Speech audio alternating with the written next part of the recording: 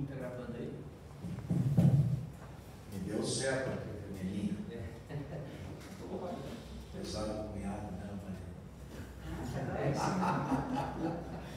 Antes de começar, uma brincadeira, eu estava falando com ela. Eu estou apavorado com o jogo de hoje, ela não tem controle. Não, o Filomena disse que ele só fica nervoso, que ele só não fica nervoso quando as coisas não dependem só dele. Não dependendo só dele, ele está sempre nervoso. Então, e hoje, como não depende dele. Da gente é verdade, angustiante mesmo. O que dá sobre o nosso domínio, a gente faz, o que não dá, que tem para fazer. Então vamos lá. Boa tarde a todos e todas. Estamos iniciando mais um encontro com os candidatos ao Piratini. E na tarde de hoje, nessa sexta-feira ensolarada aqui, né, recebemos Carlos Eduardo Vieira da Cunha, né, Vieira, mais conhecido como Vieira da Cunha. Esse evento ele procura conhecer as propostas do candidato sobre os principais temas que envolvem o Estado, as principais pretensões em relação ao Piratini. Estamos em formato híbrido, essa é a nossa realidade hoje, candidato Vieira. E então, os colegas estão nos acompanhando também no modo virtual. Também, o senhor já foi recebido aqui por conta da agenda do Tribunal de Contas, né, mas que era um outro sistema, um outro formato. Mas isso nos auxilia a gente fazer uma conversa mais solta hoje. Então, daquelas questões que encaminham para a sua assessoria, vamos aproveitar para aprofundar ela num debate mais solto, não precisamos ficar tanto num formato tão enrijecido. Como é que a gente funciona, né? Aqui, nossa sistemática, nós abrimos 20 minutos para uma apresentação, né? E da sua candidatura, dos principais temas, depois nós vamos avançando em cada questão, depois abrimos para o debate, para perguntas dos colegas, enfim, e a gente aprofundar alguns temas. Antes disso, antes de passar a palavra, eu vou fazer uma breve apresentação do seu currículo. Né? Então, Carlos Eduardo Vieira da Cunha, nascido em Cachoeira do Sul, é procurador de justiça, tem 62 anos, é casado com a assistente social Luciane Ouzan Vieira da Cunha e tem 4 filhos. Foi vereador de Porto Alegre, deputado estadual de Distrito Federal, presidiu a Assembleia Legislativa, foi diretor do DMRU, presidente da CE e secretário de Estado da Educação. Então, candidato, fique à vontade, senhor é muito bem-vindo nesse espaço. Em nome do Certo Sindicato, transmito os nossos cumprimentos pela sua disponibilidade e passo de imediato a palavra. Obrigado. Muito bem, eu que agradeço esse honroso convite.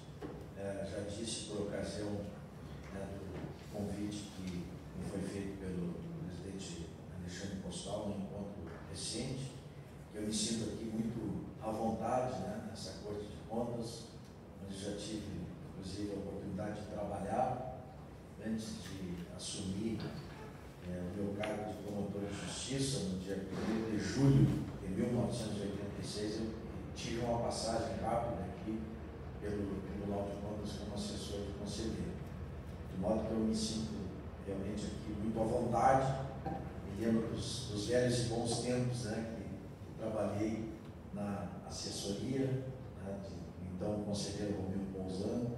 Foi um período assim, de muito aprendizado. Embora curto, foi muito intenso, né, de trabalho.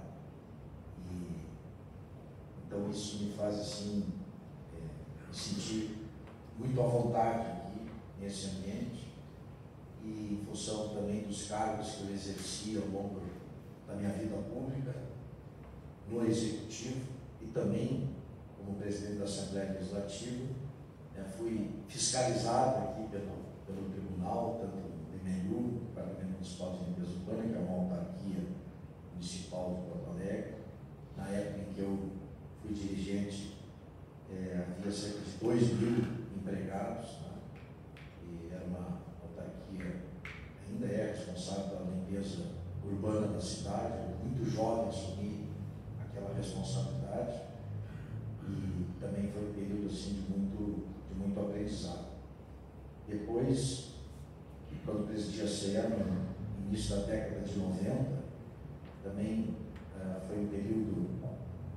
desafiador, porque a empresa na época era uma empresa de cerca de 10 mil empregados, presente no estado inteiro, não havia sido ainda esquartejada, como eu digo, que foi na época do governo Brito, com a minha oposição, mas infelizmente se consumou, né, aquele episódio da divisão da área de distribuição da empresa em três áreas e 2/3 dela foram entregues a 2 empresas norte-americanas. Surgiu a S-Sul e a RGE na época, depois a RGE comprou a S-Sul, mas o fato é que o terço público acabou ficando com 100% das dívidas, ônus, compromissos, e os 2/3 privados limpinhos, né? A lógica do filé com a iniciativa privada e a carne de pescoço do Estado. E agora, recentemente, o governo atual vende sob o argumento de que era deficitário. Não tem como não ser deficitário se tu esquarteja a empresa e o terço público fica com todas as responsabilidades. Entretanto, considerado o grupo CE, se considerarmos a geração e a transmissão, o último balanço do grupo apontou um superávit de 400 milhões de reais. Então, não se justifica, inclusive, o argumento do prejuízo para a venda da empresa. Mas essa é uma questão pontual, nós podemos voltar se houver interesse, mas eu só queria dizer, né, da minha relação também que eu tive com o tribunal em função desses cargos que exerci, dos apontamentos que recebi, das orientações, né, que me foram dadas, o que me faz um admirador do corpo técnico da nossa casa, que realmente é bastante qualificado, eu tenho certeza que sou testemunha disso, vem contribuindo, né, para a boa aplicação dos recursos públicos, e isso é muito importante do ponto de vista, né, do interesse da sociedade de ver o dinheiro público bem aplicado, aplicado com eficiência, né, aplicado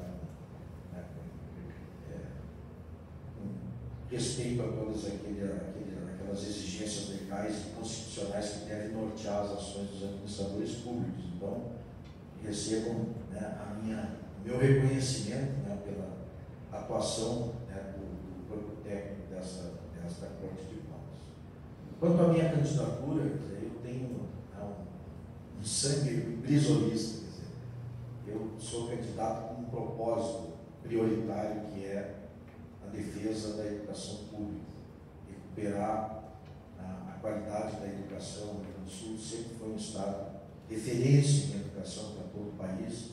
De uns anos para cá, lamentavelmente, temos sido, né, um destaque negativo. E uma prova disso é a recente divulgação, né, dos índices de evasão escolar no ensino médio. Eu, como gaúcho, né, fiquei coberto de vergonha quando tomei conhecimento. Nós somos o 4º pior estado do país em abandono da escola no ensino médio. Só o Pará, o Rio Grande do Norte e a Bahia conseguem ser pior do que nós. Então é um quadro realmente inaceitável, né, que retrata o abandono, o sucateamento, né, do ensino público no Rio Grande do Sul, nessa sua etapa conclusiva que é o ensino médio nos últimos anos. A ponto, né, de nós termos aí o dobro da média nacional de evasão, que já é alta em função da pandemia. Nós passamos de 2, alguma coisa para 5,6 em nível nacional, e aqui no Rio Grande do Sul nós conseguimos a FACEN de ter 10,7% de evasão, ou seja, praticamente o dobro, né, da média nacional, que já é altíssimo, preocupante. Então realmente é um caos, um descalabro, e nós precisamos que haja, né, um governo que realmente priorize a educação. Significa dizer colocar os recursos, né, necessários para fazer, né, um trabalho de recuperação estrutural da rede física das nossas escolas, muitas escolas em situação de extrema precariedade. Significa também, e essa é a minha bandeira, né, e a nossa prioridade, é investir em ensino em tempo integral, que nós consideramos, né, que é a grande saída, porque é a chamada escola honesta, como dizia o saudoso professor Darcy Ribeiro, que a criança fica ali o dia inteiro na escola e efetivamente aprende. Hoje ainda foram divulgados os índices do IDEB, né, mostrando como nós estamos longe ainda, em função do agravamento da crise que já existia no ensino público no Brasil inteiro com a questão da pandemia. Esses números ainda são mais preocupantes, né, no pós-pandemia. E isso faz com que a gente tenha que ter um olhar diferenciado, né, uma atenção prioritária voltada para esse setor da educação.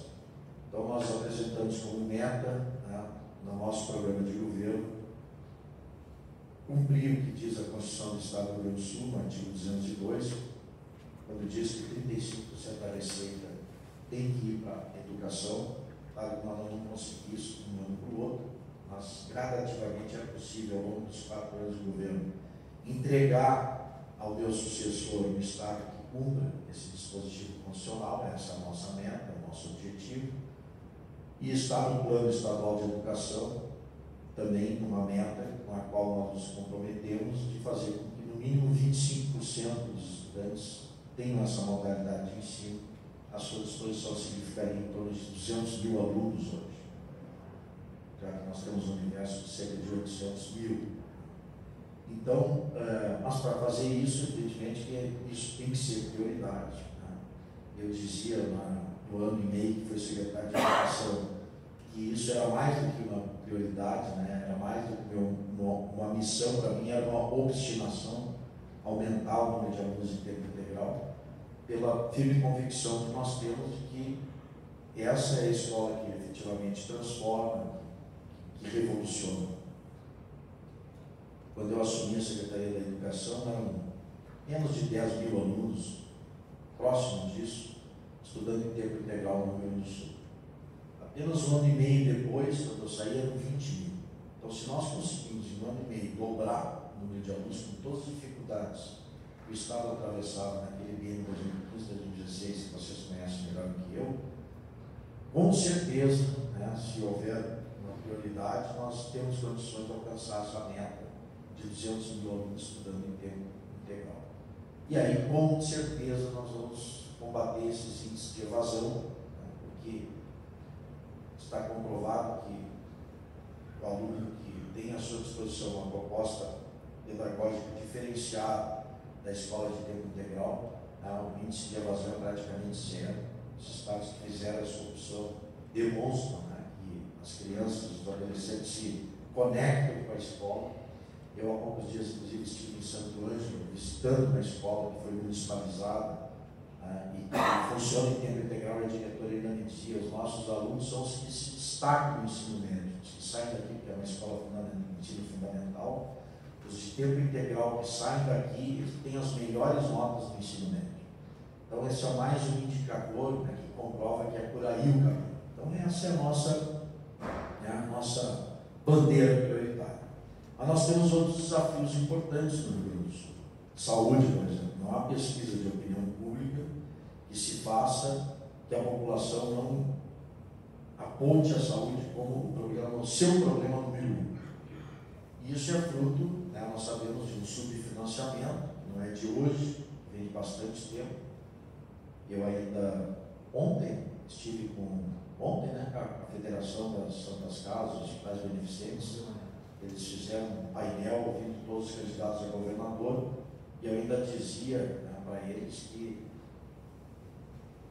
o Rio Grande do Sul tem essa felicidade de ter uma rede maravilhosa de hospitais beneficentes, comunitários, filantrópicos, Santas Casas, que a própria comunidade abraçou a causa, né, e são abnegados, porque não são remunerados, né, os que dirigem essas instituições, e conseguem, né, com todas as dificuldades que o sistema apresenta, né, oferecer um serviço de qualidade à população. Eu sou prova disso, porque eu passei por um problema de saúde muito sério há pouco tempo atrás, em 2019, detectei um câncer, e fiz todo o meu tratamento na Santa Casa Misericórdia de Porto Alegre, pelo IP.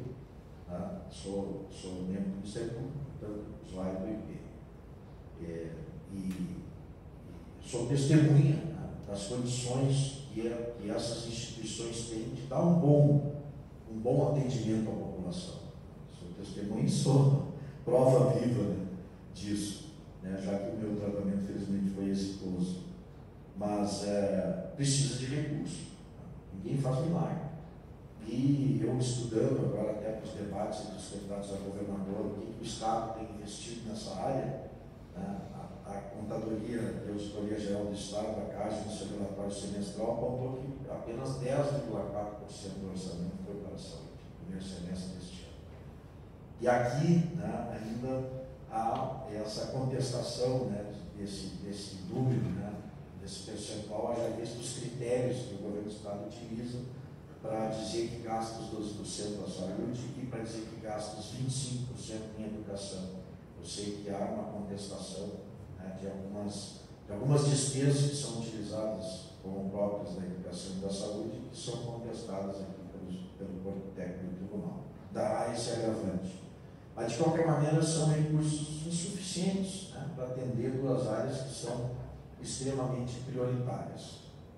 E eu tenho certeza que se nós dermos a esse conjunto de instituições, se passarmos os recursos necessários, há uma rede, né, em condições de atender bem a população. Inclusive, zerar as filas que são desumanas, são cruéis. Na área da oncologia, né, que foi um problema que eu passei recentemente, a diferença, né, pode ser entre a vida e a morte no tempo de espera para um atendimento. Sabemos que se um tumor maligno não for tratado no tempo adequado, né, quando chegar o atendimento pode ser tarde demais. E essa é a realidade que muita gente que depende do SUS hoje enfrenta. Né? Considero isso cruel, desumano e injustificável. Então, paralelamente à pressão política que os governadores, prefeitos, devemos todos fazer, né, no governo federal para que atualize a tabela do SUS, que historicamente é defasada, nós temos a obrigação, né, de repassar os recursos necessários para que a população seja bem atendida nessa área.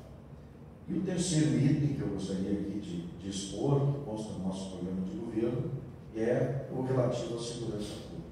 Nós vivemos hoje uma situação insustentável, embora se tente vender, né, a opinião pública de que diminuir os índices de criminalidade, não é isso que nós vemos na cruel realidade do dia a dia. Aqui em Porto Alegre, na região metropolitana, então, é um caos. Né? Nós estamos vivendo assim, um período muito complicado, tanto é assim que, recentemente, todo o comando da Brigada Militar foi mudado. Nós tivemos agora, né, uma operação para identificar e colocar em regime de cumprimento de pena diferenciado líderes de facções criminosas que estavam comandando o crime organizado dentro das cadeias. Então, uma realidade de descontrole, né, de banho de sangue. Agora, faz 2 semanas, foi encontrado um corpo decapitado, em plena luz do dia, aqui na Zona Sul de Porto Alegre. Então, essa é a realidade cruel. Né? E como é que nós vamos atacar isso? De novo, né? Priorizando a área, fazendo um concurso público para combater a defasagem de efetivo, que é enorme, tanto no campo da educação quanto no campo da segurança. Né? Nós fazemos concursos públicos por espasmos, né? Quando a situação é realmente insustentável, então fazem um concurso público, contratam milhares, aí leva todo aquele tempo para fazer toda a preparação das pessoas para entrar no exercício do cargo, quando nós deveríamos ter uma política permanente de reposição dessa mão de obra, né? Fazendo concursos públicos regularmente. Isso é um compromisso que nós estamos assumindo também no nosso plano de governo.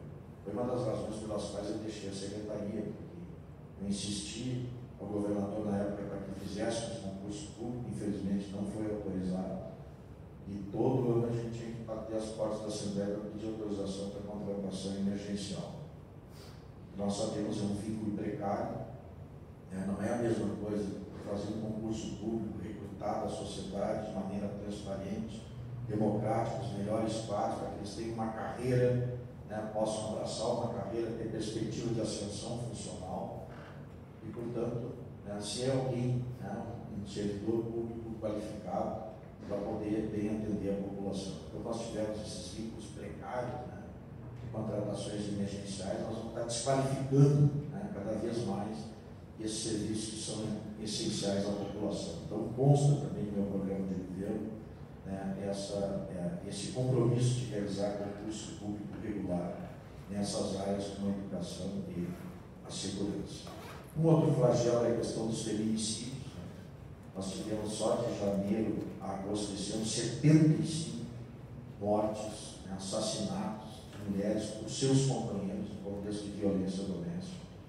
Isso é um fenômeno que precisa, né, ser atacado, e há experiências bem-sucedidas, né, de prevenção, né, as patrulhas Maria da Penha, delegacias especializadas no atendimento às mulheres. Precisa haver um número maior, né, de profissionais da segurança lidando com esse fenômeno, até porque parte dessas mulheres que foram assassinadas já tinham medidas protetivas de urgência deferidas pela justiça. E é inconcebível, né, que uma mulher sofra uma agressão, denuncie ao Estado e não tenha dele a proteção, né, e acabe mesmo assim sendo assassinada, como tem ocorrido com muitas mulheres ao longo dos últimos meses deste ano de 2022. Ou seja, o sistema de segurança pública está falhando. É preciso que haja, né, uma intervenção para que as mulheres não continuem sendo covardemente assassinadas, como está acontecendo aqui no nosso estado.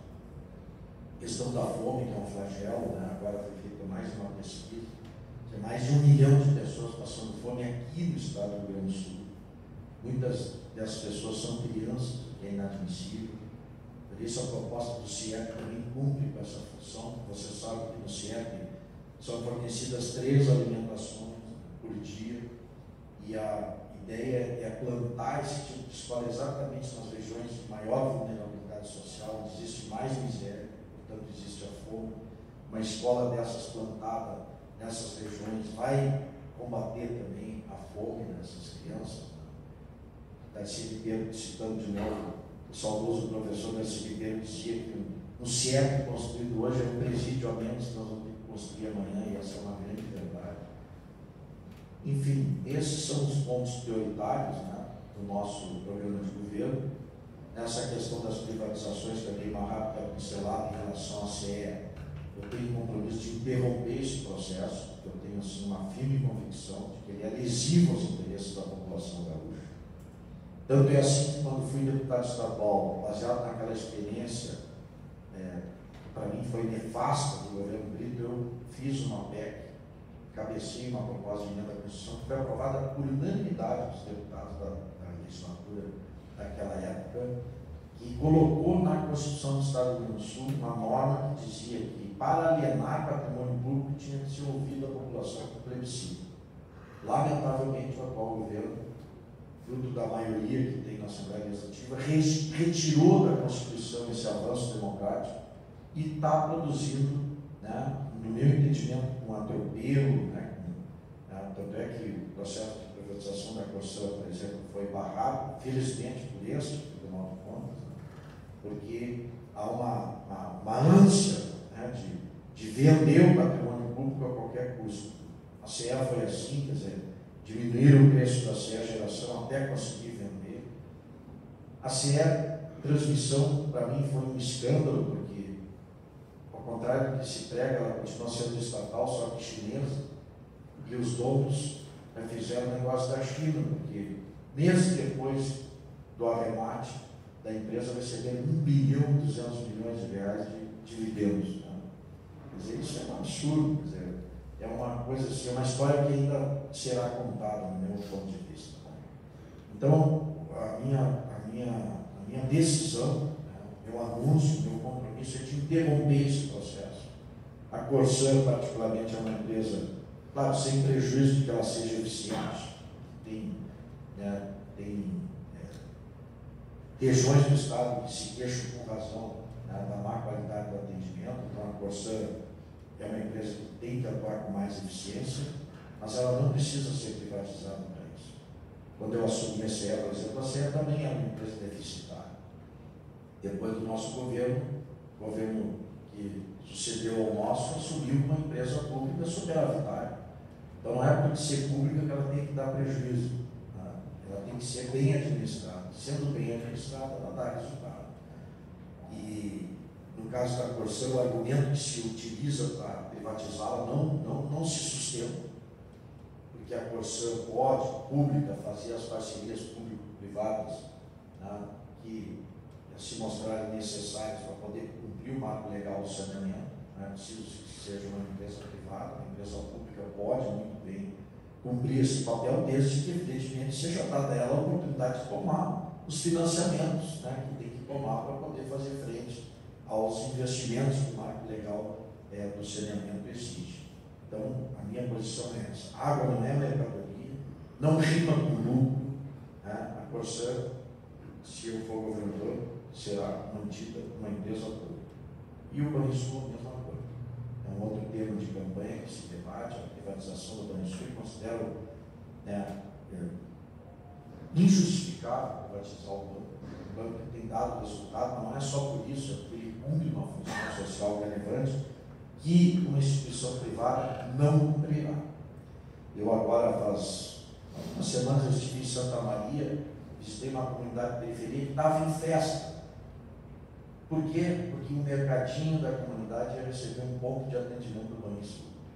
Eu te pergunto, um Bradesco, um Itaú, vai botar um ponto de atendimento numa vila popular? Jamais. Quer dizer, o Banrisul hoje está presente em pequenas comunidades, municípios do interior, longínquos, distantes, porque ele cumpre lá uma função social de ter lá um ponto de atendimento para o aposentado, para o pequeno agricultor, né, para a professora, né, que, se o banco for privatizado, evidentemente, o raciocínio, né, da empresa privada é o seguinte: se dá lucro, eu não tenho, se não dá, eu fecho. Então, nós teríamos um fechamento aí de agências supostamente deficitárias, do ponto de vista do cálculo frio, né, de alguém que está preocupado só com a questão financeira, quando um banco público tem outro papel a cumprir, que é essa função social que o Banrisul vem cumprindo. Então, se depender de mim, tá, o Banrisul continuará. Para concluir, né, eu quero concluir esse capítulo aí dizendo o seguinte: quer dizer, o Rio Grande do Sul, eu tenho dito isso, quero repetir, não precisa de um leiloeiro, precisa de um governador. E eu quero ser um governador do Estado, quero zelar pelo patrimônio público, e não dilapidá-lo, entregá-lo como racionalmente vem ocorrendo. Eu tenho dito, inclusive, que o atual governo está se comportando como se fosse assim um herdeiro perdulário. Quem tem formação jurídica sabe o que é um herdeiro perdulário. As famílias ficam anos e anos construindo um patrimônio, daqui a pouco vem uma geração e torra tudo, entrega tudo. Aquela geração vive muito bem, né? Ele vive bem com isso importado, charutos, etc. Mas isso que vem depois dele é terra arrasada. Né? E é o que estão fazendo. O Banrisul, por exemplo, foi criado pelo Getúlio Vargas, né? Lá atrás. Que direito tem um governante de plantão de vender esse patrimônio?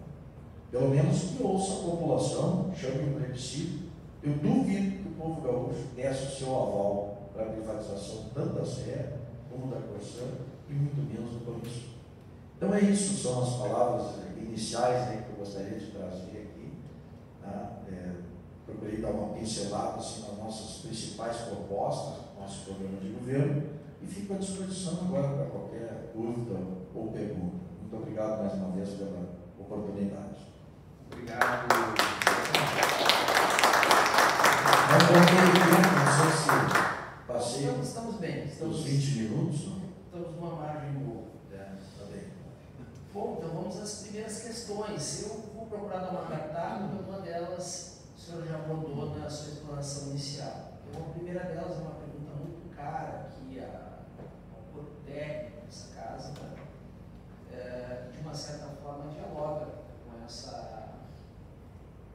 momento que estamos vendo no serviço público, de dificuldade de retenção das carreiras, dificuldade de manter a memória do serviço público, a continuidade, né? Esse mundo do trabalho cada vez mais flertando com a precarização. Tá? Então, nós também temos aqui um plano de carreira que está na Assembleia, o 447 de 2021, está aguardando lá o parecer já favorável do CCJ, enfim. Mas, para além de uma questão corporativa, nos preocupa a capacidade de nós mantermos, né, um quadro qualificado para exercer o poder externo. Inclusive, no preâmbulo das questões que enviamos, o Tribunal de Contas tem atuado de forma concomitante, né? Então são auditores, são oficiais, também estão nesse processo, que auxiliam a trazer o que temos nomeado como benefícios para a sociedade. Muitas vezes não é a multa, não é a dose, mas é a atuação que evita o gasto gasto indevido, o melhor gasto. Bom, nesse sentido, então, a pergunta é qual a avaliação do candidato sobre o controle externo, sua estruturação, carreiras típicas de Estado, capazes de reter os profissionais qualificados e, na hipótese de eleito, que relações o Poder Executivo pode estabelecer com o Tribunal de Contas, com mais este operador do controle externo, juntamente com a Assembleia, né, para garantir aí a entrega de políticas públicas de qualidade. Bom, do meu apoio, não resta dúvida, acho que a pergunta já coloca bem no assunto, né?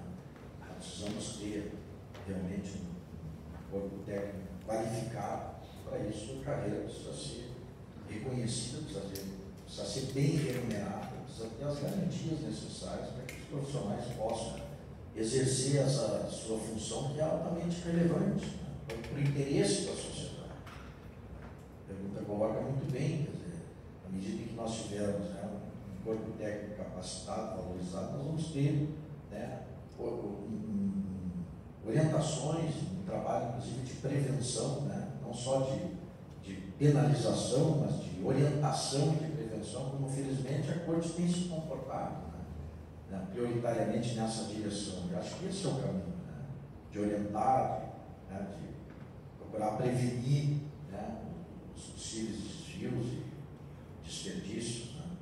E para isso tem que ter, né, um corpo técnico valorizado, né, bem remunerado, uma carreira, né, com todas as garantias, né, necessárias para que possamos recrutar da sociedade, né, os melhores papos, né? Afinal de contas, é disso que nós estamos falando, né? Quer dizer, as pessoas, quando fazem as suas opções de vida, elas avaliam quais são as carreiras que possam garantir uma boa remuneração, uma estabilidade, né? E vão fazer as suas opções de vida de acordo com, né, o que essas carreiras vão lhe oferecer. Então, se nós queremos recrutar os melhores quadros da sociedade, nós temos que garantir, né, essas condições para as carreiras típicas do Estado. Então, com todo o meu apoio, eu mesmo sou de uma carreira, né, que tem essas características e tem uma vida, não é porque eu sou candidato agora que eu estou dizendo isso, tem uma vida, né, de parlamentar, desde a vereança, passando por 3 mandatos de deputado estadual e 2 de federal. E durante toda a minha vida parlamentar eu assumi, né, essa bandeira de defesa e de valorização do serviço público, dos servidores públicos, então, de modo que, como governador, não vou agir diferente. Obrigado.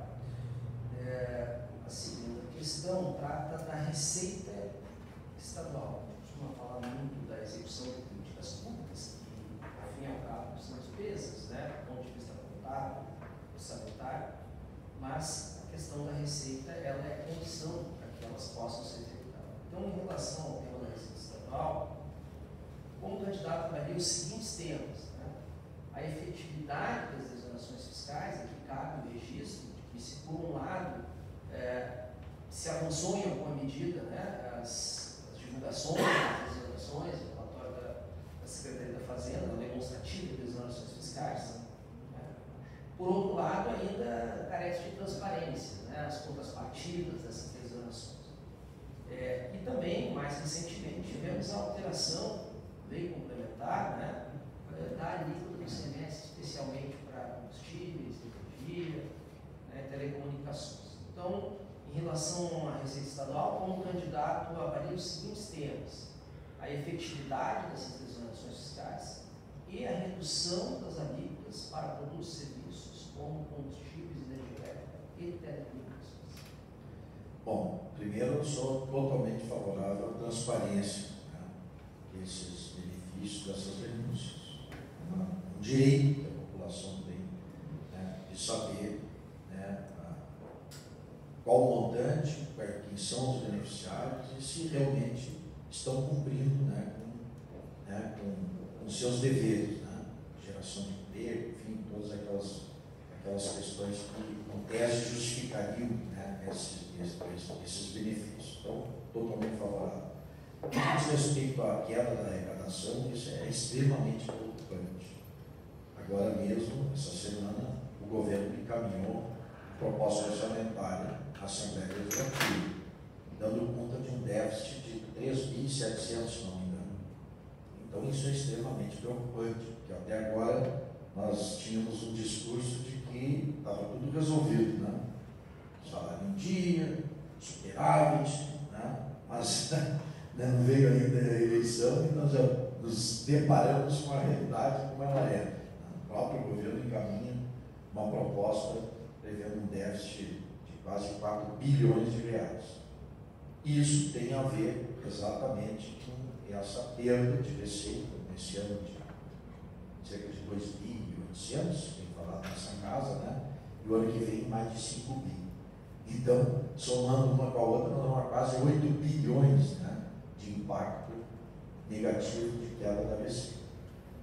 E eu não vejo outro caminho senão exercer pressão sobre a União, né? Porque, afinal de contas, essa alíquota foi estabelecida por uma iniciativa federal, que acabou impactando os estados. Muitos deles, inclusive, estão arguindo a inconstitucionalidade, né, dessa medida, porque fere claramente, do meu ponto de vista, o pacto federativo, né? Se é um imposto estadual, pode a União legislar sobre isso. Mas como nós sabemos que há um componente político, né, muito forte nesse assunto, porque quem é que não quer pagar menos imposto? Todo cidadão quer pagar menos imposto.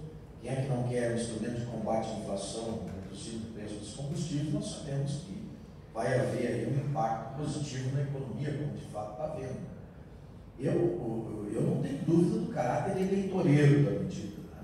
Estamos em ano eleitoral, tem uma eleição presidencial, nós sabemos quem é que está capitalizando, né, eleitoralmente essa medida, tanto é que o programa eleitoral todo dia fala nisso, olha, baixou o preço da gasolina, quem é que fez isso? Foi o presidente, assim, isso, por aquilo. Então, o caráter eleitoreiro da medida, para mim, é flagrante, mas ela está em vigor com seus impactos, tanto na vida dos estados como dos municípios, que é preciso lembrar que 25% desse recurso iria para os municípios. Então, não é só o estado que vai ser impactado, os municípios também serão. Então, resta outra alternativa, se não fazer uma pressão junto ao governo federal para que haja a devida compensação. E no nosso caso, não adianta ser na dívida, até porque, em função do regime de recuperação fiscal, não vão pagar a dívida esse ano. Aliás, abre parênteses para dizer que o atual governo não pagou um centavo dessa dívida durante seus 4 anos. Primeiro pela liminar que vigorava desde o governo Sartori, e depois pela própria assinatura, né, desse acordo com a União. Mas essa conta existe, né, e infelizmente foi assumida pelo atual governo. Não deveria. Se fosse eu o governador, não teria assinado nos termos em que o atual governo assinou. Primeiro, né, pelo montante da dívida que dizem que nós temos com a União e que é objeto de contestação.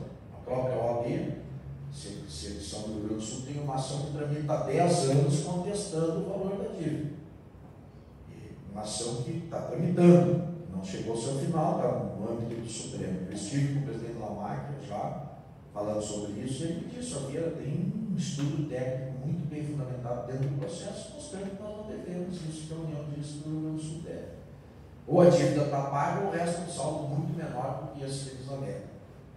Então, se isso existe, quer dizer, no meu entendimento, é injustificável que o governo assuma o montante que a União diz que nós devemos.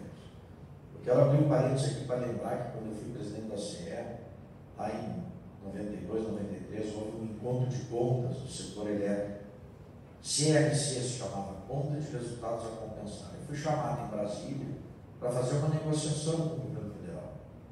E eles nos propuseram, né, um acordo que era completamente lesivo aos interesses do Estado. Voltei aqui para o Rio Grande do Sul, falei com o Colares, que era o governador, olha, governador, não dá para assinar esse acordo que estão querendo nos impor.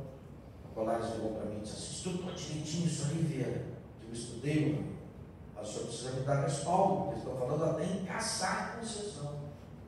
Como assim é uma concessionária, é a União faz a concessão, tá? Eles me ameaçaram, inclusive, com a cassação da concessão. Os colares, vai dar prejuízo para nós se assinar como eles querem, um prejuízo bilionário.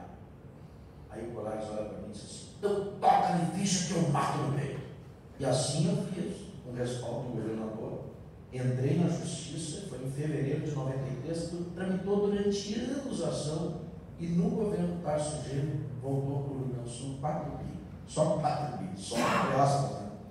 E se atualizar esse valor, é praticamente o dobro hoje, seria o dobro, mais de 7 bi seguramente.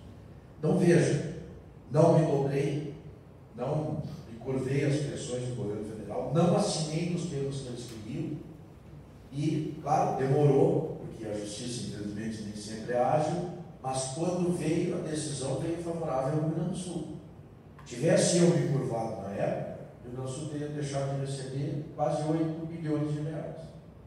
Então eu digo, é assim que o governador deveria ter agido, do meu ponto de vista.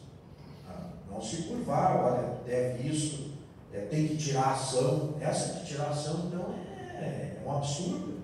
Inclusive, é uma exigência inconstitucional, que está lá dito na Constituição que ninguém pode ser privado para abrir as portas do judiciário.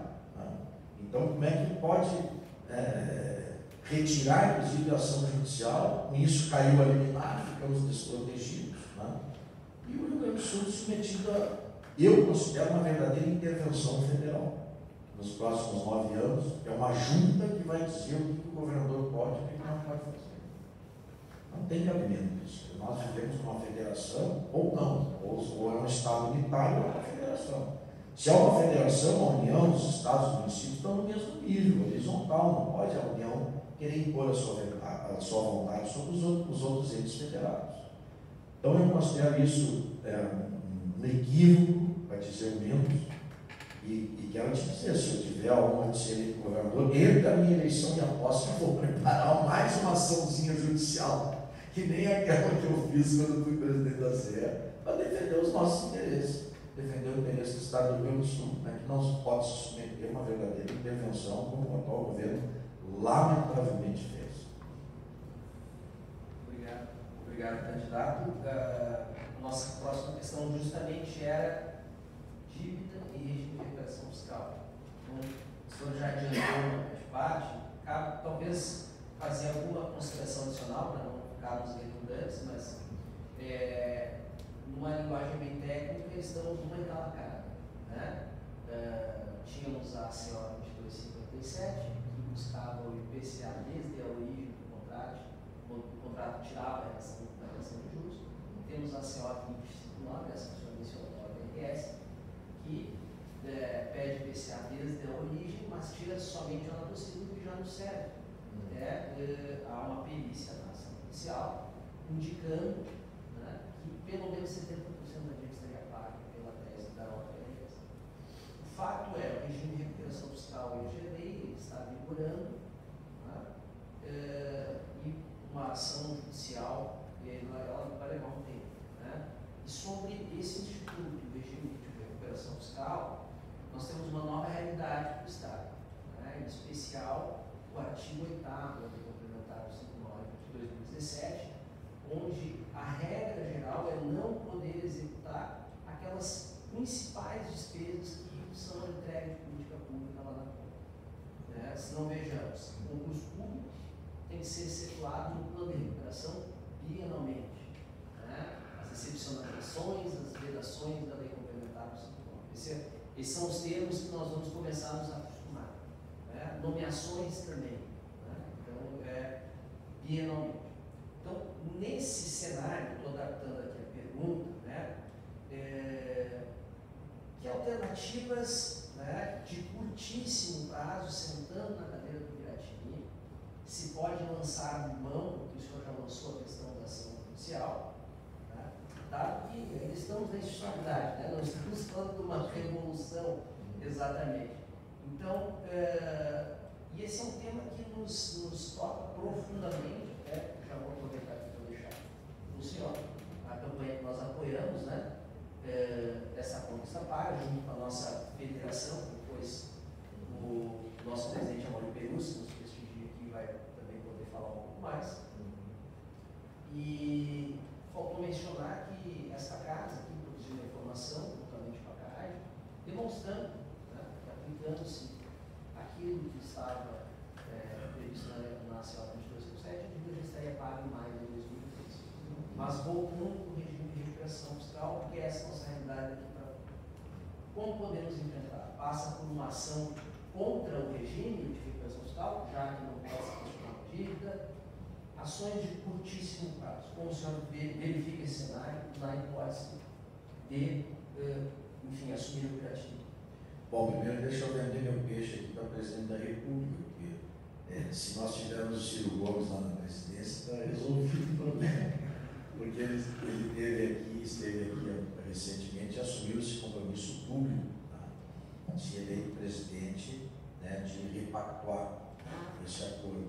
Então não teríamos a necessidade, né, do ingresso em juízo, né, mas talvez o povo não tenha juízo, e aí nós temos que entrar em juízo se tiver lá na presidência, né, alguém que não tenha sensibilidade para esse tema.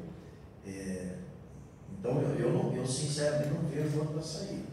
Tá? Ou nós temos um presidente da República com sensibilidade para esse tema, como é o caso do Ciro Gomes, que infelizmente já declarou, não só em relação ao Rio Grande do Sul, mas outros estados que vivem situação parecida com a nossa, que vai renegociar, né, inclusive transformando parte dessa suposta dívida em investimentos, uma série de outras questões que ele já assumiu o compromisso público de fazer.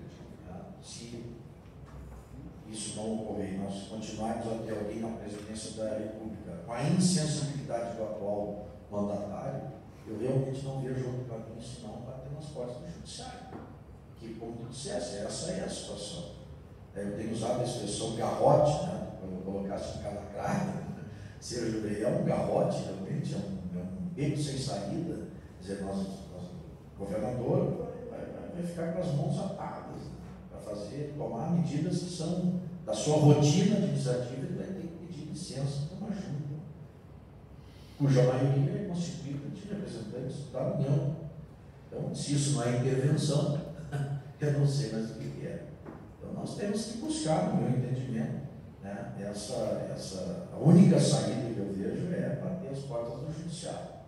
E com alguma medida aí, como fez o governo Sartori, conseguiu uma liminar, quem sabe não se consegue também, né, para suspender tudo isso até que haja uma decisão de mérito. Né? E com isso nós conseguimos respirar de novo e resgatar a nossa autonomia, que no meu entendimento está completamente comprometido com os termos do acordo tal qual ele foi assinado. Obrigado, candidato. Cabe mencionar também o Estado do Rio Grande do Sul. Nós temos dito que cada gaúcho que nasce nesse estado aqui já nasce com uma dívida de R$6.500 por ano, aproximadamente, sem perspectiva de quitação. Isso porque nós vemos um movimento demográfico muito antes que outros estados, 2035 começa a crescimento vegetativo negativo, e temos a tributação toda baseada no tributos.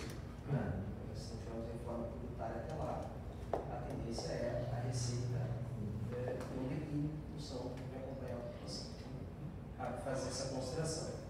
A nossa próxima questão é justamente sobre a saúde. O senhor já deu alguma pincelada, né? A questão em si, ela estabelece, né, como o candidato avalia a questão do cumprimento dos percentuais constitucionais, mínimos em relação às demandas sociais para hoje.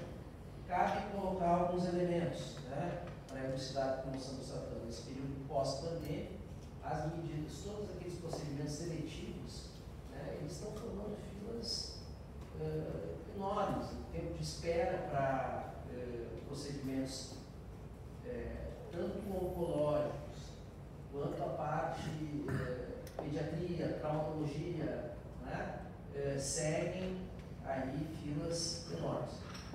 E isso já fora apontado, como o senhor bem mencionou, né, em 2020 poderia ter sido aplicado 4,5 bilhões, né, com a exclusão daquelas despesas controversas. Né. O Estado teria deixado de aplicar 1,16 bilhões no exercício anual. Como o senhor avalia essa questão? Como podemos garantir esse percentual, não só o essa informação, nós não estamos falando de uma alocação de recursos, estamos falando de vidas, né? Mas uma qualidade para a prestação de saúde para o uso. De uma certa forma, eu já tinha abordado esse tema, né? Eu concordo plenamente, é uma área prioritária, agravamento que a pandemia fez é notório. Nós ficamos durante 2 anos com o sistema todo, né, envolvido com o tratamento da Covid-19, isso fez com que, né, a fila que já era grande se tornasse hoje algo cruel, desumano, e felizmente nós temos aqui no Rio Grande do Sul, como eu disse, repito, essa rede de cerca de 250 hospitais filantrópicos, comunitários, beneficentes, santas casas, né, que têm condições, desde que, né, se repasse a esses estabelecimentos o recurso no volume necessário para atender essa demanda. Nós temos condições de, inclusive, de zerar essas filas a curto prazo, mas tem que haver o repasse dos recursos, né? Tanto em nível federal, como estadual e municipal. Os prefeitos, a bem da verdade, pelo menos com os quais eu tenho conversado, já têm feito, inclusive têm aplicado normalmente mais do que os 15% que teriam a obrigação de fazer. Poucos dias eu estive em Eldorado e ele disse que já está aplicando 24% do orçamento em saúde, porque o povo, quando tem as suas dificuldades, não bate na porta do governador, muito menos na do presidente, vai bater na porta do prefeito, na porta do vereador, que são os que estão mais próximos da população, e eles têm que dar, né, resposta, têm que atender as demandas. Então, os municípios estão crescentemente, né, estão comprometendo, né, fatia maior do seu orçamento para a saúde para suprir, né, essa omissão, né, do Estado e da própria União. E a União, principalmente, porque o subfinanciamento ele tem a sua origem nessa defasagem, é histórico da tabela do Sul. Essa semana ainda a notícia é que houve uma mexida na tabela, mas para baixo, na área da cirurgia cardíaca, né? Diminuir os valores que eles repassam para aquisição de marca-passo, né, de stent e outros materiais para cirurgias cardíacas, que gerou um grande impacto aí na rede hospitalar. Então, realmente é um problema muito sério, tem que ser enfrentado, porque, como eu disse, o decreto é cruel, é desumano, porque o tempo de espera muitas vezes faz com que as situações se tornem irreversíveis. Obrigado, candidato. A próxima pergunta o senhor também já mencionou, então eu vou só fazer uma breve adaptação que é relativa à política educacional, né? O senhor citou os dados do IDEB, né? Nós temos também os dados do SAES, né? Que mede, uma avaliação estadual que mede a qualidade, mais voltada à qualidade dos ensinos, né? Do ensino. Então, por exemplo, nós tivemos o último SAES, né? Os alunos do terceiro e sexto ano do ensino fundamental, é a base que é analisada, né? Verificou-se o período dos alunos do terceiro ano do ensino fundamental, eu conheço básico só de leitura, né? Só de leitura e é adequado para a escritura, enquanto para a matemática é básico, sendo que em matemática, em especial, os dados são alarmantes, porque os alunos que saem do ensino médio estão saindo com a qualidade, né, o nível de conhecimento de matemática no final do ensino fundamental. Isso significa um efeito deletério para toda a sociedade. Estamos falando desde que o profissional vai se colocar no mercado de trabalho, alguém que vai conduzir um produto químico e pode se acidentar, alguém que vai fazer alguma atividade doméstica e um acidente estúpido, muitas vezes, coloca sua vida em risco. O senhor já mencionou a questão da educação.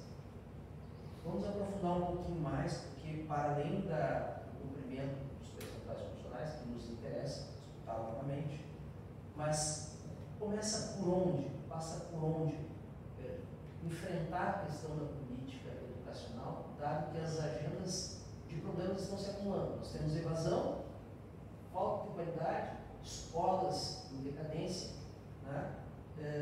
E uma demanda por ensino, tanto a educação fundamental, quanto o EJA para adultos, enfim, que Queria escutar um pouquinho mais sobre as suas propostas, uma vez eleito para o candidato. Bom, essa questão da estrutura é chave, isso tem a ver com a desestruturação do Estado. Nós temos uma Secretaria de Obras completamente desestruturada para atender a demanda da Secretaria de Educação e outras demandas também, Secretaria da Segurança, obras em presídios, obras em escolas. Não há uma estrutura, né, de fiscalização, de projetos, de engenheiros, de arquitetos, um esvaziamento, né, que foi feito nessas áreas que faz com que o Estado esteja completamente desestruturado para atender essa demanda. Eu não vejo outro caminho senão fazer concurso público, né, para essas carências, e enquanto não se faz o concurso público, criar, como eu fiz quando fui secretário de Estado da Educação, uma força-tarefa emergencial, se utilizando até de CC, se for o caso, porque é uma questão emergencial urgente que tem que ser combatida, né, para poder atender essa demanda estrutural das nossas escolas. Isso na questão da rede física. Mas nós temos que também fazer concurso, né, para suprir tanto de professores como de servidores. As bibliotecas, por exemplo, das escolas estão fechadas por falta de servidores, né? Grande parte das escolas têm suas bibliotecas fechadas, porque é um absurdo, né, mas é a realidade. Então isso é a carência de recursos humanos. E a nossa grande bandeira, que é o que eu acredito firmemente que vai levar o padrão de qualidade da educação, é o ensino de tempo integral. Considero que é por aí o caminho, né, para qualificar a educação. Isso está comprovado, né, que o ensino de tempo integral eleva a qualidade da educação, faz com que a escola seja a escola honesta, como dizia o Darcy Ribeiro, vai ensinar, e nós não vamos ter mais esses índices vergonhosos que nós estamos testemunhando hoje. Todos os indicadores demonstram, né, que nós estamos correndo atrás do prejuízo, e a escola de tempo integral vai fazer com que a gente possa reverter esse impacto. Aqueles estados que já investiram no tempo integral dão aí os frutos para que nós possamos conhecer, no caso do Ceará, no caso do Pernambuco, né, os melhores índices do IDEB estão lá, não é por acaso, porque faz 10, 15 anos que eles estão investindo em escola de tempo integral, estão aumentando gradativamente os alunos que estudam nessa modalidade de ensino, e na medida em que aumentam os alunos do tempo integral, aumenta o nível, né, de qualidade da educação, inclusive com reflexos positivos. O Estadão até publicou recentemente um estudo, né, lá em Pernambuco, no que diz respeito aos índices de violência daquela comunidade. A comunidade que recebe uma escola de tempo integral é uma comunidade que vai se libertando, inclusive, do aumento da violência, né, e da criminalidade. Então é um círculo virtuoso, né, que se opera a partir do investimento em escolas de tempo integral. E essa é a nossa grande bandeira, na firme convicção de que sim, é possível fazer, desde que nós coloquemos os recursos, né, necessários e que estão previstos na própria Constituição, no artigo 202, que é aquele 35% a que eu me referi. Obrigado, candidato. A nossa próxima questão, ela trata de repartição tributária. Na verdade, nós estamos falando aqui do Pacto Federativo. Nós mencionamos a questão do regime de recuperação fiscal, da dívida. Faltou apenas mencionar uma questão que parece já sedimentada, infelizmente, em desfavor ao Estado, mas é o acordo feito em relação à lei Candir. Apenas para elucidar a questão, o montante que os estados, né, considerando os valores reais atualizados pela LGPDI, né, 115,88 bilhões. Né? Isso nós estamos falando, ano de referência 2020. Né? Perdão, eu vou corrigir. Em valores nominais, a perda líquida acumulada no Rio Grande do Sul, no período de 96 a 2020, chega a 53,9 bilhões. Considerando os valores reais atualizados pela LGPDI, 115 bilhões. No último exercício, só em 2020, se perdeu 6,1 bilhões. O acordo que foi feito pela União, né, que devia 58 bilhões aos estados e municípios, né, desses 58 bilhões, 6 bilhões vão ser pagos para o estado do Rio Grande do Sul, né, onde o Parlamento Gaúcho aprovou aqui, né, o PL 259/2020, um acordo, era uma exigência que o Estado fazia, para receber um fluxo mensal de aproximadamente 276 milhões. Esse pacto federativo sempre é desfavor do Estado, né, na condição de governador. Como o senhor avalia, né, passando agora, elucidando com a questão da lei Candia, né, acrescentando mais esse elemento, passa por onde a gente reverter esta lógica nociva a entes subnacionais? Passa por um acordo com outros estados, passa só na via judicial, na via política temos alguma alternativa? Queria que o senhor falasse um pouco do Pacto Federativo e as condições do Estado superar as mazelas que ele tem. Eu espero sempre que seja possível resolver na via política, né?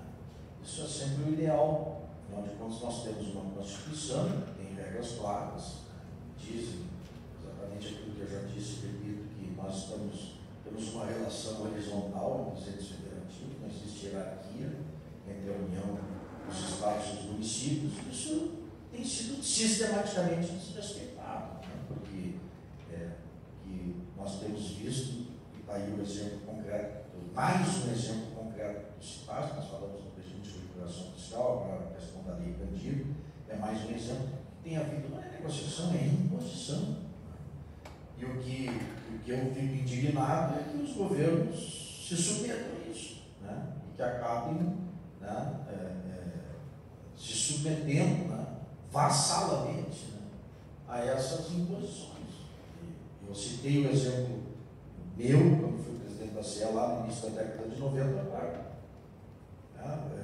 ilustrar com um caso concreto, né, que não pode ser assim, não deve ser assim. Quem tem a responsabilidade de gerir, né, de comandar o Estado, não pode se submeter, né, a esses acordos que são nocivos ao povo gaúcho, afinal de contas. Né? E na medida em que nós temos esses prejuízos, enormes prejuízos, quem vai sofrer na ponta é a população. Isso tem impacto direto na receita do Estado. E isso vai causar, né, dificuldades para o Estado poder cumprir com as suas obrigações constitucionais, naquelas áreas em que a população mais precisa, que nós já nos referimos, na educação, na saúde e na segurança. Então, tem que ter um outro tipo de postura, no meu entendimento, né? Uma postura de, eu não digo nem de enfrentamento, mas de firmeza, né? De firmeza, na defesa dos interesses do Estado. E se for necessário fazer um enfrentamento, tem que fazer. Fazer um enfrentamento, no primeiro momento, né, na negociação, porque não é uma luta só do Rio Grande do Sul. Sabemos que há outros estados que vivem também em situação muito parecida com a nossa. E são estados importantes, que têm poder político. Então tem que haver uma articulação política entre esses estados, né, uma unidade entre eles, porque aí a luta fica mais robusta. Quer dizer, se houver uma unidade desses governadores, né, a pressão política é muito maior sobre a União, né, para que não continue havendo, né, esse tipo de acordo nocivo, como nós presenciamos tanto em relação à lei Candir, quanto na questão do regime de recuperação fiscal. Obrigado, candidato. Vamos para a nossa penúltima pergunta que enviamos, que é relativa aos precatórios, né? Então, o regime especial de precatórios, a emenda 109, prevê que o estoque, aqueles vencidos até 2021, sejam quitados até 2029. Em 31 de dezembro de 2021, o saldo de precatório já superava 15,2 bilhões. Recentemente, a Assembleia Legislativa aprovou o PL 139 de 2021, aquele dos empréstimos, 500 milhões de dólares, para pagar apenas a fila dos acordos, né? Lembrando que temos as preferências, temos a cronológica, essas são só daqueles acordos feitos por intermédio da PGE, onde há um deságio de 40%. O valor é insuficiente para saldar essa história, mesmo se todos fizessem um acordo. Isso é certo. Em relação aos precatórios, qual a avaliação do candidato, né, sobre o tema, em especial quanto à quitação, né, no prazo que o regime coloca, até 2029. Né? Como lidar com essa questão? Isso é mais um desafio, né? Eu sei que a Via Cruz é grande, que as pessoas ficam anos e anos para ter o seu crédito reconhecido pela justiça, depois tem que entrar numa fila interminável que é para receber o crédito, né? E agora tem essa perspectiva aí do deságio de 40%, mas pelo menos receber alguma coisa, né? Já é, vamos dizer assim, um avanço em relação ao impasse anterior. E aquela história do pássaro na mão e 2 voando, né? Acho que a grande maioria das pessoas vai se submeter a esse deságio para poder receber alguma coisa. Grande parte desses devedores, inclusive, são pessoas idosas, né? Que, né, estão na fase conclusiva da sua vida, né? E é melhor suportar um deságio e receber alguma coisa em vida do que não receber nunca. Então essa é a situação. Como tu disseste, é um recurso aí insuficiente, mas pelo menos a fila vai mudar um pouco, né? Então eu acho que buscar mais recursos, né, para que a gente possa diminuir essa dívida aí de 15 bi hoje com precatórios é o caminho, né? Tem que buscar mais recursos para poder, né, paulatinamente honrar com essa dívida. Certo, obrigado, candidato. Vamos para a nossa última pergunta, ela é sobre previdência pública, que inclusive o senhor mencionou a questão das aposentadorias. A última avaliação atuarial do IPTEG demonstra que no final de 2022, agora, no ano corrente, já considerando 3 anos de abono de permanência, nós teremos em torno de 24,09% dos servidores públicos em condições de se aposentar, já considerando 3 anos de abono de permanência ainda, é só a regra da aposentadoria. Majoritariamente estamos falando de brigadianos, né, praças, polícia civil e professores. Então é um problema que temos na questão da previdência quanto à perspectiva de aposentadoria. Mas mais do que isso, né, nós tivemos a emenda 103, que trouxe a sobretaxação de aposentados e pensionistas para aquilo que excedia o salário mínimo, portanto seria uma contrapartida previdenciária. Hoje, aliás, entrou em julgamento das ADIs da reforma da Previdência, fica no plenário virtual de 16 a dia 23. Lá estão sendo enfrentadas todas essas questões, né, de constitucionalidade.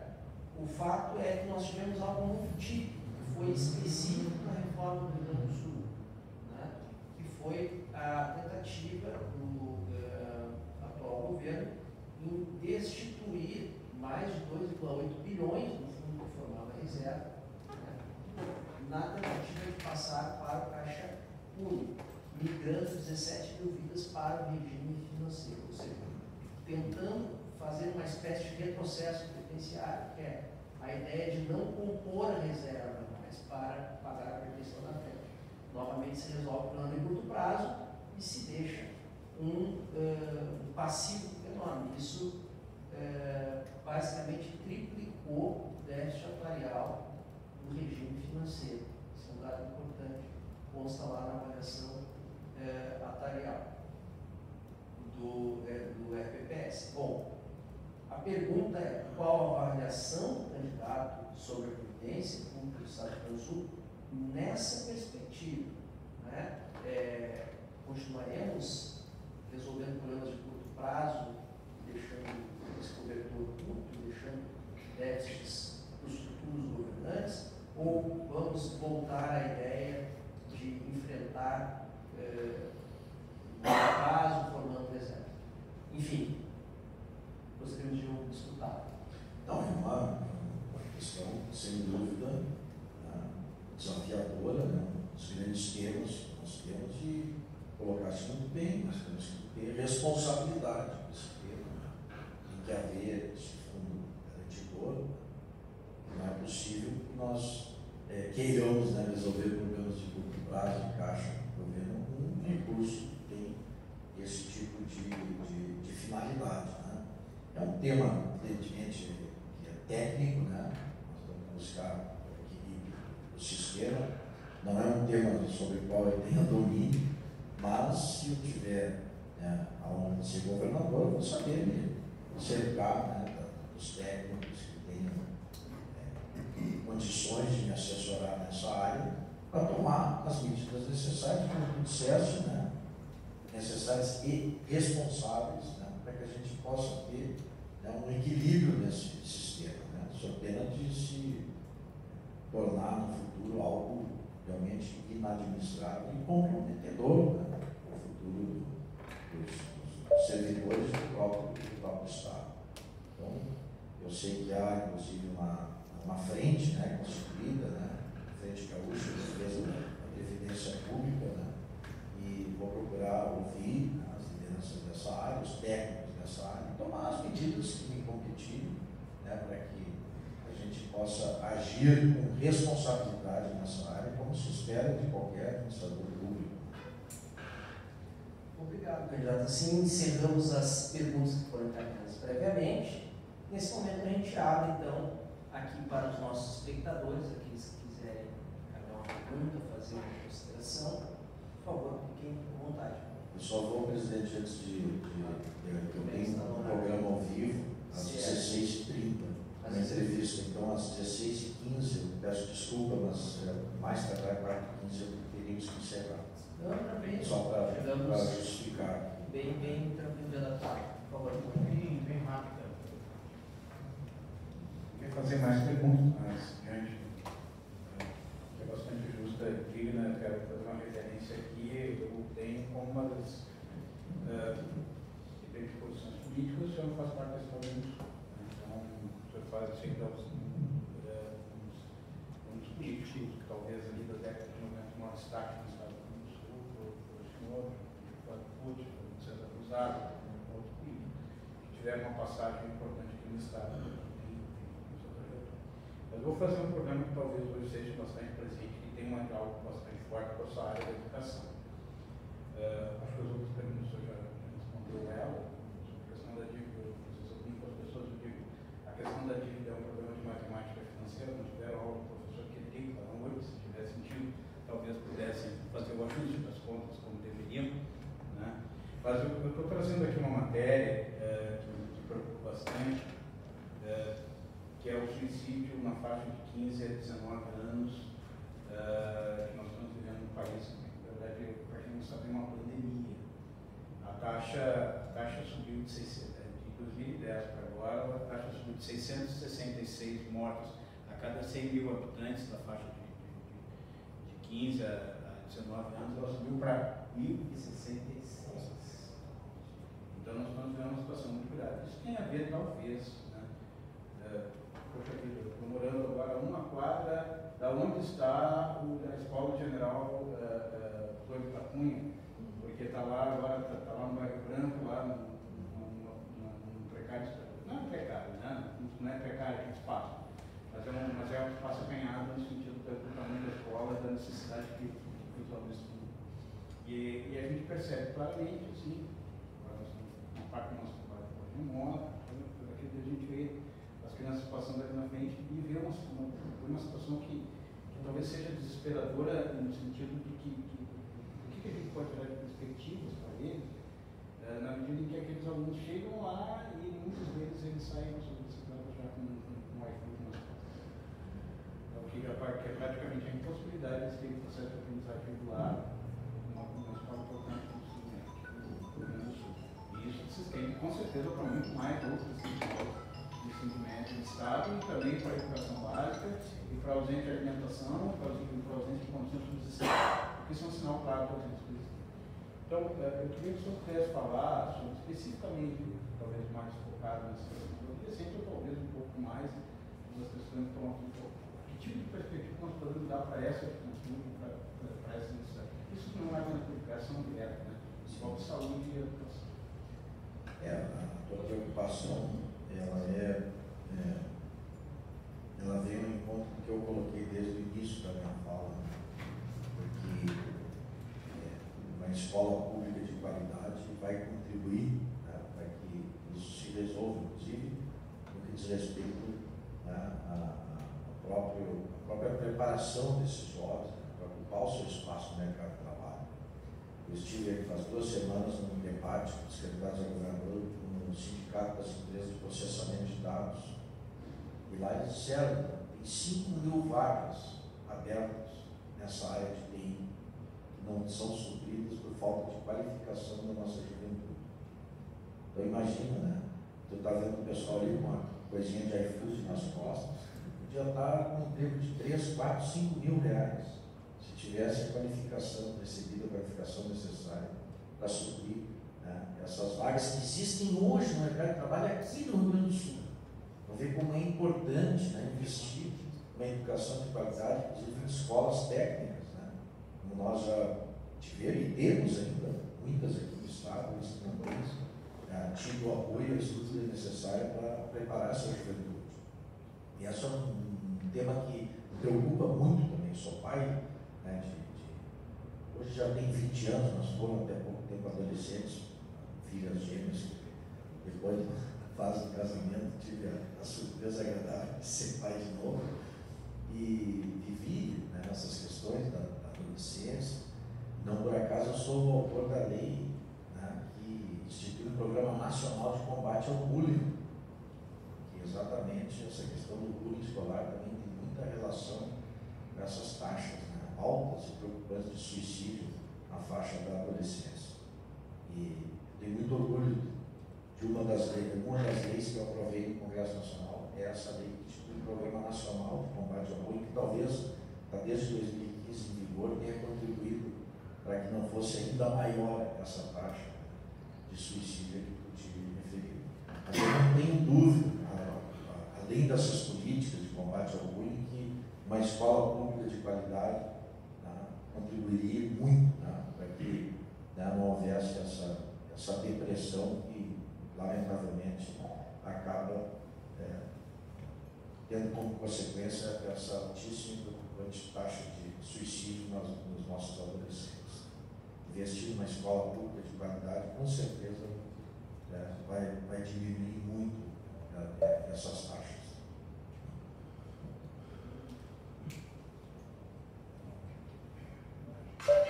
Bom, primeiro, Vieira, muito legal conversar contigo. Isso aqui, na verdade, é um diálogo, né, de grandes amigos de longas jornadas, de lutas públicas e tal. Só para registro, eu sou Mauro Peluso, presido a PNASTC. Eu queria trazer um pouco para o debate mais do que o nosso colega de atividades típicas de Estado, político com as questões mais de fundo do Brasil, por exemplo, né? O governador também interfere na vida nacional, disputa as grandes questões e tal. Sem perder de vista o registro que eu desejo fazer é o seguinte: você está bastante cuidadoso na sua linguagem, mas eu costumo dizer o seguinte: os banqueiros, os financistas, aqueles que vivem de renda, eles estão profundamente radicalizados, né? Nos submeter agora a esse regime de recuperação fiscal, a uma dívida que é impagável, uma dívida de 50 anos de existência, de 1998, ela já está renegociada até 2048, estabelece que esta é a prioridade. Botaram lá na Constituição, pela emenda constitucional 95, que toda prioridade tem que ser para o setor financeiro, no chamado falso teto de gastos, que virou teto de gastos aqui no Rio Grande do Sul também. Então, eles estão com um nível de determinação muito profundo, né? O seu candidato a presidente vem denunciando com correção. Assim, as famílias brasileiras estão sendo extorquidas, estão sendo impedidas de ter alguma possibilidade de comprar o básico pelo grau de endividamento que se encontra. E eu termino dizendo o seguinte: nós passamos, eu convivo dentro de, além de viver na federação, conversar com os sindicatos. Nós estamos construindo lá na CAT, que é uma confederação de atividades típicas de Estado, e a pública, que é uma central do servidor. E no recente Congresso da Pública, teve uma grande discussão para definir o seguinte: nós somos um país em desenvolvimento, nós somos subdesenvolvidos. E ganhou a tese correta de que nós somos um país subdesenvolvidos pelas características que o nosso povo carrega, né, pela incapacidade que temos de resolver as questões mais de fundo, mais essenciais. Você mencionou aqui a questão da água, a questão de recolher os resíduos sólidos, de tratar o esgoto para não jogar ali no Rio Guaíba, essas coisas, né? Morrer de dengue e chikungunya, morrer de fome nesse momento, um desenho onde nós estamos exportando alimentos para o mundo todo e o nosso povo morre de fome. Então eu queria trazer dizer um pouco da verve do herdeiro do Brizola, do Getúlio, do Jango. Como é que um governador vai interferir nessas questões mais de fundo e como é que nós vamos radicalizar algumas decisões políticas nacionais e das lideranças políticas para quebrar essa lógica e construir um outro país desenvolvido, próspero e que atenda às necessidades da sua população? É um pouco isso. Bom, tu colocas o dedo na ferida, né? E não é por outro motivo que a política me faz um chamamento desde que eu, com 12 anos de idade, eu participei de uma atividade da minha escola, o Colégio Anchieta de Porto Alegre, que visitou uma área da periferia da cidade, onde hoje, casualmente, está o templo do consumo, que é o shopping Iguatemi. Ali existia uma vila muito pobre, e um guri com 12 anos de idade, vindo do interior, se deparou com aquela realidade, e ali se acendeu uma chama de indignação que não apagou, só aumentou. De lá para cá foram 50 anos. Hoje eu tenho 62 e eu sou candidato a governador, embora não seja um político profissional, tenho a minha profissão, mas quando sou chamado me apresento e abraço a causa como fiz agora, nessa corrida para mudar essa realidade social, com a qual me deparei com 12 anos e de lá para cá esse fosso só se aprofundou. Uma minoria privilegiada e uma grande massa de excluídos. É um país subdesenvolvido, do qual tu falaste há pouco e que eu concordo plenamente. E estou nessa para dar minha parcela de contribuição para que a gente possa viver num país diferente desse, né? Pelo qual o Brizola lutou a vida inteira. E essa é a nossa causa. Por isso que eu defendo com tanta convicção e veemência, né, a causa da educação. Porque o dia que nós tivermos uma educação pública de qualidade, aí sim nós vamos ter igualdade de oportunidades. Para mim é a base de uma sociedade justa. Se não há igualdade de oportunidades, jamais nós vamos ter justiça social. O dia que um filho de um trabalhador, de um operário mais humilde, tiver uma escola, o mesmo padrão que eu pude proporcionar para as minhas filhas, aí nós vamos ter um país com igualdade de oportunidades. Agora, enquanto elas estudarem no Rosário, né, eu tenho estudado no Anchieta, e os filhos dos trabalhadores dessas escolas, né, tu testemunhou e que eu tenho testemunhado no meu cotidiano, no meu dia a dia. Essa semana estive lá em Venâncio Aires, está lá uma mãe chorando, veio falar comigo, está aqui, o senhor está vendo essa escola, está interditada, minha filha tem que acordar às 5 horas da manhã para passar um ônibus aqui e levar a 20 km de distância, onde ela está estudando. Ela não quer mais ir para a escola. O que eu faço? Eu não quero mais. A escola virou para ela um tormento, virou um fardo, virou um peso. E aí que tipo de futuro vai ter aquela criança? Né? Se ela está achando que a escola é um problema para ela e não uma solução. Então, eu acho que passa por aí. Por isso que eu defendo assim, com tanta veemência e convicção, né, essa bandeira. Bom, o Brizola fez 500 CIEPs quando governou o Rio de Janeiro. 500 CIEPs. 500. Lamentavelmente, né, os governos que sucederam transformaram aquelas estruturas todas em escolas convencionais. De 2 turnos, o Colares, quando governou o Rio Grande do Sul, ergueu 92 CIEPs aqui no Rio Grande do Sul. Com honrosas exceções, também foram transformadas em escolas tradicionais, né, de 2 turnos. Então, eu tenho assim a firme convicção de que é por aí o caminho.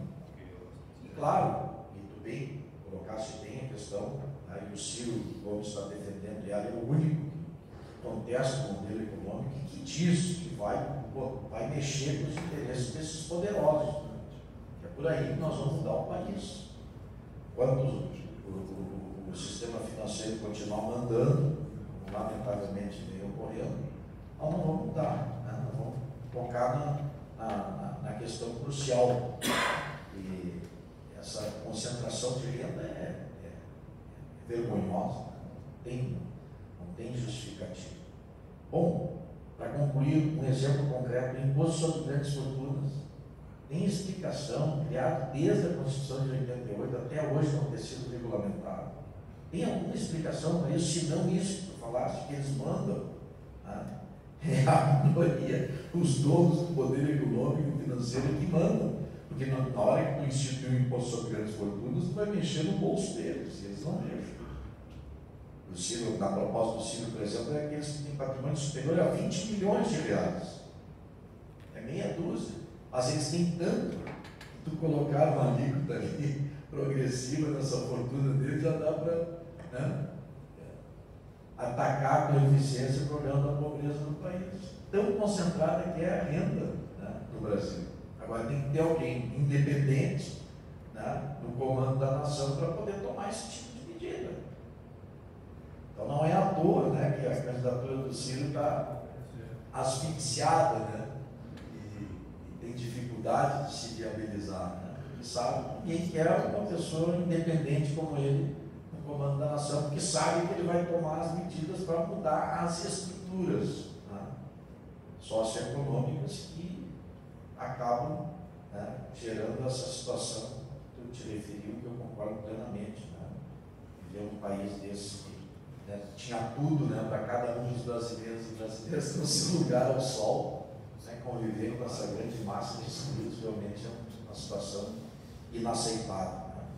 E eu estou aí concorrendo ao governo do Estado para dar minha modesta contribuição para ver se um dia a gente chega lá, né. Se não for nessa, que seja numa próxima, nós vamos continuar lutando, né? Como diz o gaúcho, não está morto quem peleia. Obrigado, candidato Cunha. Acho que nós percorremos um bom trajeto por aqui e não havendo mais questões, né, dos presentes. Antes de eu oportunizar uma fala de despedida, gostaria de agradecer novamente a sua presença aqui e fazer um único reparo. O senhor citou, o senhor não contou a história do travesseiro. Então, eu vou ter que me encarregar de depois contar se o senhor sair daqui. Isso é minha missão, vai aumentar. Não, tem toda a liberdade de contar essa história. É uma encomenda que o Brizola fez numa reunião que eu fui da Internacional Socialista na Alemanha, né, para trazer um travesseiro de pena de ganso para ele. Sabe, ele pediu 2 travesseiros e 2 edredom. E felizmente lá na Alemanha tinha aquelas máquinas né, que comprimem, né? Aí eu pude trazer a encomenda dele. E até hoje os colegas que estavam comigo na viagem, né, caçou de mim, né? Que eu fiquei todo o tempo carregando os edredons e os travesseiros do Brizola, a encomenda dele. Sim, foram comprados em Berlim, na Alemanha. Mas são histórias aí de vida. O governador Brizola é uma pessoa realmente muito especial, né? E eu lamento que ele não tenha tido a oportunidade, né, de presidir esse país, né? Tentou várias vezes, não conseguiu, né? Mas quem perdeu com isso não foi ele, foi o povo brasileiro, que eu tenho certeza que teria sido o grande presidente da República, que daria a prioridade devida à causa da educação, que sempre foi a sua bandeira de luta, né? Então, muito obrigado, presidente, né? Eu quero não só agradecer a sua oportunidade, mas cumprimentar vocês aí pelo trabalho que realizam, né? E um deles, muito importante, é levar para a população gaúcha a consciência, né, para essa questão aí dessa dívida, né, pública do Rio Grande do Sul, né. Acho que esse trabalho que vocês têm feito de conscientização da população é muito importante, né.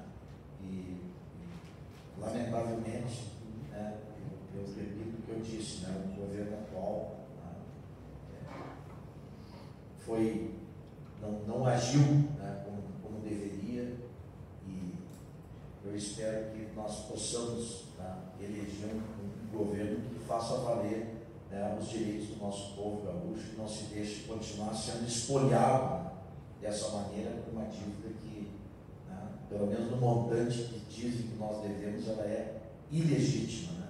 E um governador tem que empunhar essa bandeira e, juntamente com outras unidades da federação que estão sendo também submetidas a esse tipo de garrote, né? Que a gente possamos nos unir e fazer valer o interesse da população que nós devemos representar. Então, muito obrigado, cumprimentos aí pelo trabalho que vocês realizam e até uma próxima oportunidade.